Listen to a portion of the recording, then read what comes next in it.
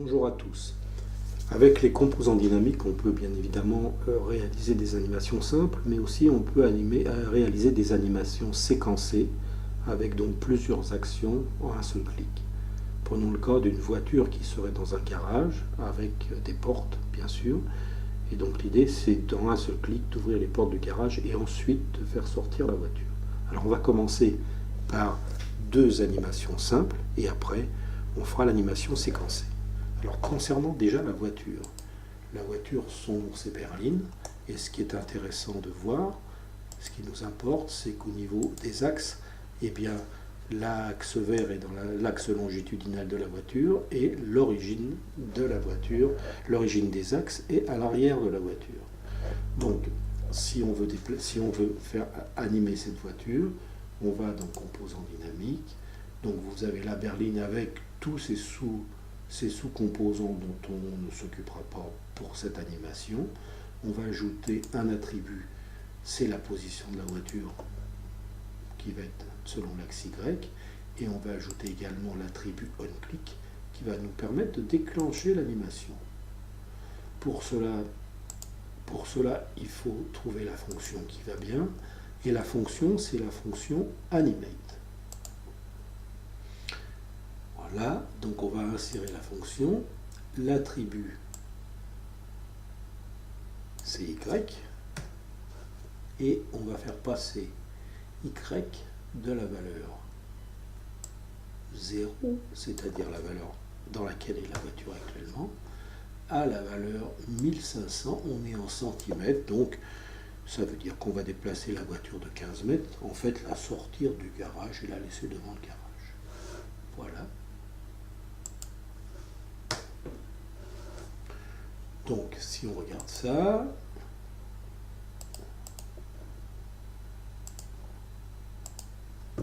la voiture sort et la voiture rentre et traverse les portes bien sûr, mais ça on le gérera tout à l'heure. Passons maintenant au portail. Alors au portail actuellement, il y a une porte gauche. Il y a une porte gauche et ce qui est intéressant, c'est aussi de vérifier que les axes, ça va bien tourner autour de l'axe Z. Ça c'est le premier point. La porte droite, on modifie, regarde un peu les axes. Et ça va tourner aussi autour de l'axe Z, c'est très bien. Alors on va commencer par créer un composant qui va gérer les deux portes. Et ce composant, on va donc créer un composant que je vais appeler portail G comme garage. Voilà. Donc maintenant, on va pouvoir programmer les portes gauche et droite pour pouvoir ouvrir ces portes. Si on regarde les composants dynamiques, on s'aperçoit qu'on a le portail gauche avec les sous-composants qui sont la porte droite et la porte gauche. Donc on va commencer par ajouter deux attributs pour pouvoir commander la porte droite et la porte gauche. Donc le premier, on va l'ajouter, on va commander l'angle de la porte droite. Et bien évidemment, on va aussi commander l'angle de la porte gauche. Voilà. Donc là, on va également ajouter la fonction onClick qui va tout déclencher. Et donc, dans la fonction onClick, on va aller chercher la fonction qui va bien, celle de tout à l'heure, c'est-à-dire animate. Voilà. On sera ici, on va insérer la fonction, et donc la fonction animate va animer l'angle de la porte droite pour le faire varier de 0 degrés, et puis on va prendre 120 degrés. 120 degrés, c'est pas mal, ça fait une ouverture assez importante pour pouvoir laisser passer la voiture. Voilà, on reste sur deux états. Voilà. Et puis bien évidemment, il faut rajouter point virgule, il faut réinsérer la même fonction pour pouvoir commander angle de la porte gauche. On va le faire passer de 0. Et ce coup-là, ce sera moins 120 parce qu'en fait, il y a un problème de sens de rotation opposé.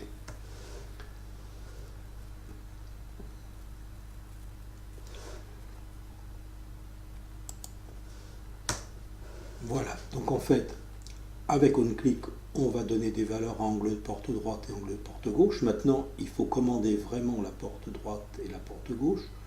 Donc là, on va ajouter, c'est bien évidemment rotation Z. Et là, on met égal. Et on dit que ce sera l'angle porte droite. Voilà. Pour le moment, c'est pas bon, mais ça va le devenir. Et là, on rajoute un élément rotation Z également. Et là, on va mettre égal angle porte gauche. Voilà. Voilà. Donc, regardons ce que ça donne.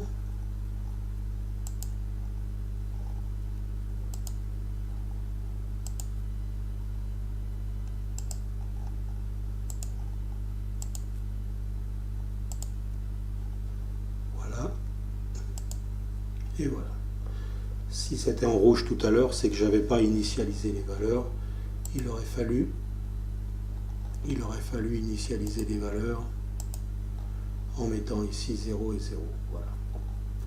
Et là, vous voyez que ça marche. Donc, dans ces conditions-là, je récapitule.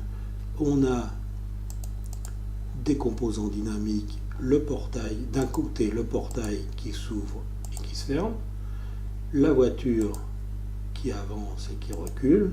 On peut bien évidemment d'abord ouvrir les portes, faire avancer la voiture, faire reculer la voiture et faire refermer les portes. Mais maintenant, ce qu'on va voir, c'est faire cette commande séquentielle en un seul clic. Bien, alors déjà, pour pouvoir séquencer, pour pouvoir avoir une action séquencée, il faut pouvoir accéder aux deux portes spécialement.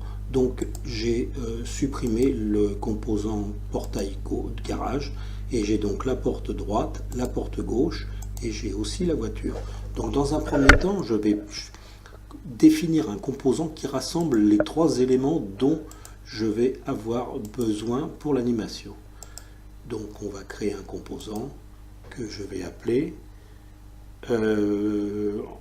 ensemble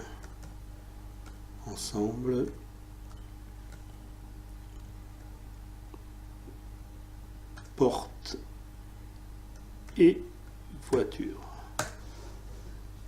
Voilà. Et donc, si je regarde dans le composant dynamique, vous voyez, j'ai mon ensemble porte et voiture, et puis j'ai trois sous-composants, la berline, la porte droite et la porte gauche. Donc on va faire comme on fait toujours en composant dynamique, comme je vous ai déjà dit, on commence par travailler sur le composant principal et on décline vers les composants secondaires. Alors on va utiliser une fonction dans la... On va bien évidemment travailler avec OnClick, ça c'est évident, et là on va utiliser une fonction. Alors cette fonction-là, c'est une fonction animate, et vous pouvez voir qu'il y a plusieurs fonctions animate. On a utilisé la fonction animate qui par principe, par définition, fait en sorte que l'animation dure une demi-seconde. Si vous voulez aller plus vite, un quart de seconde, il faut utiliser animate fast, c'est la même chose qu'animate, mais ça va 2 fois plus vite.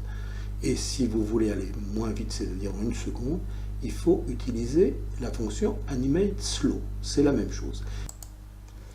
Et puis vous avez une quatrième fonction qui s'appelle animate custom, et c'est de ça dont on va parler maintenant pour faire une animation séquencée.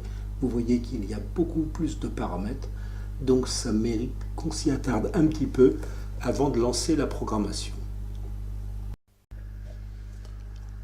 Donc nous nous proposons de faire une animation séquencée, d'abord avec une ouverture des portes entre 0 et 1 seconde, j'écris en dixième de seconde.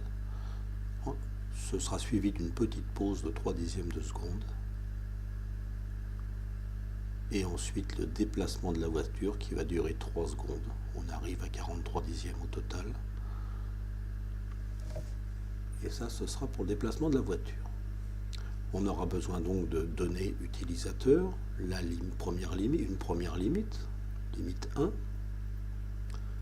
une deuxième limite 2, et une valeur maximale du curseur. On aura également besoin de fixer l'ouverture des portes, l'ouverture maximale des portes à 120 degrés, et de fixer également la distance maximale parcourue par la voiture à 1500 cm, soit 15 mètres. On aura également besoin d'une variable vCursor pour l'utilisation de la fonction AnimateCustom. La fonction AnimateCustom se programme de la manière suivante.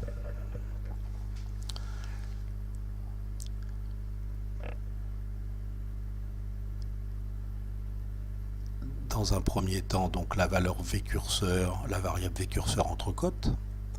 Ensuite, le temps complet, c'est-à-dire 4 en secondes, c'est-à-dire 4.3. Ensuite, les deux prochaines valeurs sont la vitesse de début, la vitesse de fin. C'est intéressant si on veut faire varier la vitesse, mais là, dans le cas d'une action séquencée entre une ouverture de porte et une voiture, c'est sans intérêt. Donc, on va mettre 2 fois 0, c'est-à-dire, en fait, ce qui compte, c'est d'avoir les deux mêmes chiffres pour que la vitesse soit constante. La vitesse, on pourra la faire varier autrement plus tard. Et puis, la variable vCursor va évoluer entre 0 et la valeur maximale du curseur.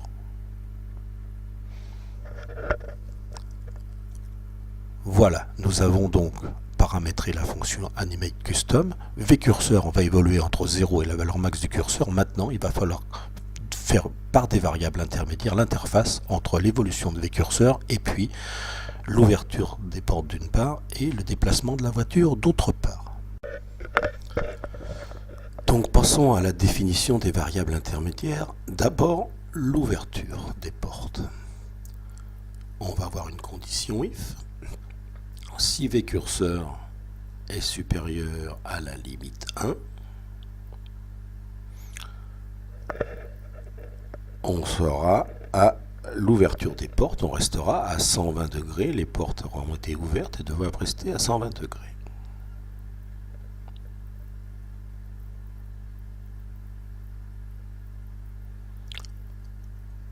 En revanche, si le curseur est inférieur à la limite 1, on a la relation suivante, vCursor multiplié par l'ouverture des portes, maxi, et divisé par la limite 1. On rajoute les parenthèses fermantes qui vont bien. On fait un petit contrôle. Si le curseur est égal à 0, vCursor est égal à 0, donc l'ouverture des portes est égale à 0. C'est normal, on commence.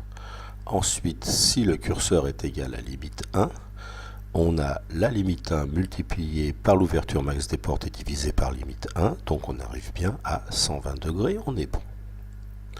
Passons maintenant à la variable intermédiaire correspondant à la distance y de la voiture. Toujours une condition if. Si le curseur est inférieur à la limite 2, la voiture n'aura pas commencé à bouger, donc on sera à 0. En revanche, si quand le curseur dépassera la limite 2, on a la relation suivante, vCursor moins limite 2 multiplié par la distance maximale de la voiture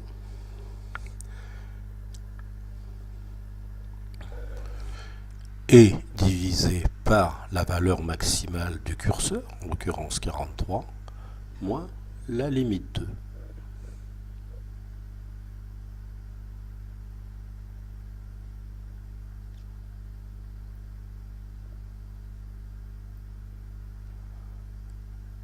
On rajoute les parenthèses qui vont bien, même si on ne les voit pas sur l'écran.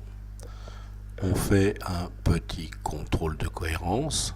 Si le curseur est égal à la limite 2, on a 0 Ici, donc, la distance y est égale à 0, c'est normal, la voiture n'a pas encore démarré. En revanche, si la valeur du curseur est égale à sa valeur max, c'est-à-dire on a 43 moins 13, on est à 30. Ici, la valeur maximale du curseur, moins limite de 43 moins 13, on est à 30.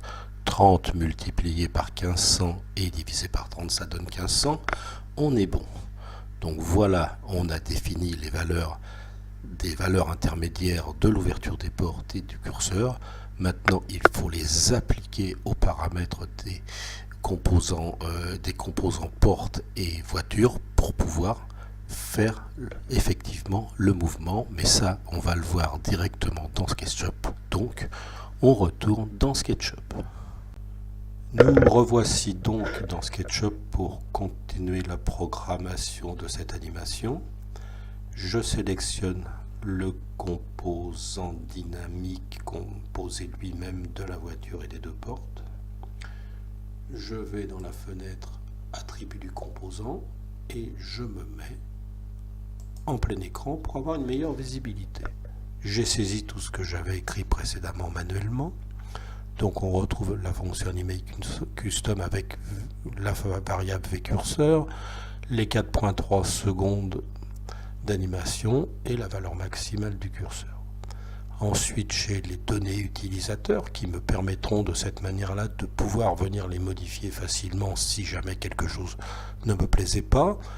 Les 1500 cm de la distance maxi de la voiture, les 10 dixièmes et 12 dixièmes de seconde pour les limites, l'ouverture des portes à 120 degrés et la valeur maximale du curseur. La variable curseur, je l'ai initialisée à 0, sinon j'ai un message d'erreur comme j'avais eu précédemment.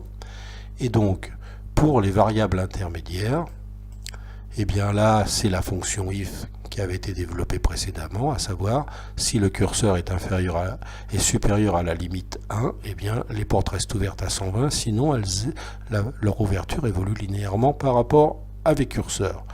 Ça, c'est pour l'ouverture des portes. Concernant la voiture, la distance Y de la voiture, on a la même chose. Si le curseur est inférieur à la limite 2, la voiture reste au garage, sinon son déplacement évolue linéairement en fonction de la valeur du curseur.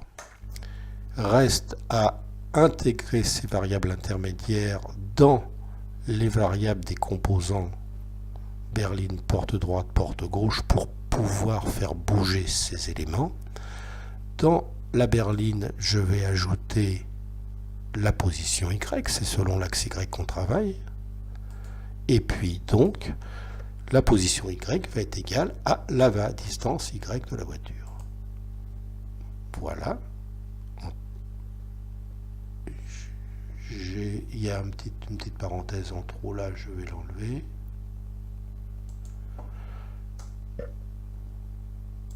Voilà. Ça c'est fait. Concernant la porte droite, même chose. Mais c'est la rotation Z qui m'intéresse. La rotation Z va donc être égale à ce qui se passera sur la valeur intermédiaire VI ouverture. Voilà. Et puis concernant la porte gauche, eh bien c'est aussi la rotation Z qui m'intéresse. Mais cette fois-ci, je vais rajouter un moins devant, car la rotation de la porte est inversée par rapport à celle de la porte droite. Voilà, on a fini la programmation. Je reviens sur la fenêtre plus réduite. Je vais quand même enregistrer mon travail, on ne sait jamais ce qui peut se passer. Voilà, je ferme cette fenêtre, je désélectionne le composant dynamique, je vais chercher la petite main qui interagit avec les composants dynamiques et je clique sur le... Voilà, donc on a bien... J'ai fait exprès de rallonger les temps pour qu'on puisse bien voir le système. Si je reclique sur la voiture, on revient dans la position initiale et les portes se referment. Voilà, nous allons nous arrêter là pour aujourd'hui. Je vous remercie et vous souhaite une bonne continuation.